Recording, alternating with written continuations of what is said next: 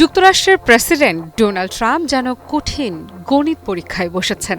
তাতে রয়েছে 10টি জটিল অঙ্ক, যার একটির উত্তরও তিনি হয়তো সঠিকভাবে জানেন না। মধ্যপ্রাচ্যে চলমান যুদ্ধ পরিস্থিতির অবস্থা যেন ঠিক এমনটাই। ইরান যুদ্ধবিরতিতে সম্মত হতে যে চুক্তিনামা তৈরি করেছে তাকে অত্যন্ত কঠিন অঙ্ক পরীক্ষার প্রশ্নের সঙ্গে তুলনা করলেও ভুল হবে না যুক্তরাষ্ট্রের জন্য, কারণ এর যে কোনো একটি শর্ত মেনে নেওয়াই যুক্তরাষ্ট্রের জন্য বড় পরাজয়। 10টি পরমাণু বোমার মতোই শক্তিশালী দাবির বিপরীতে যদিও ট্রাম্প উত্তম প্রস্তাব অভিহিত করে হাসি মুখে যুদ্ধের ময়দান ছেড়েছেন। সম্ভবত অধিক শোকে পাথর হয়ে গেছেন বলেই এই অপমান বিশ্বমোড়ল যুক্তরাষ্ট্রের প্রেসিডেন্ট খুব একটা গায়ে মাখলেন না। মধ্যপ্রাচ্যের উত্তপ্ত পরিস্থিতির মাঝেই সামনে এসেছে ইরানের 10 দফা পরিকল্পনা, আর সেটি হাতে পেয়েই মার্কিন প্রেসিডেন্ট ডোনাল্ড ট্রাম্প বলেছেন এটি একটি বাস্তবসম্মত প্রস্তাব। কিন্তু সত্যিই কি তাই?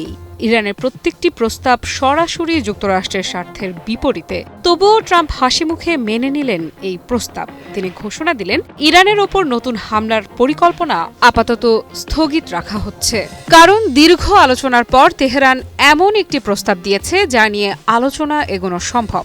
কিন্তু কেন?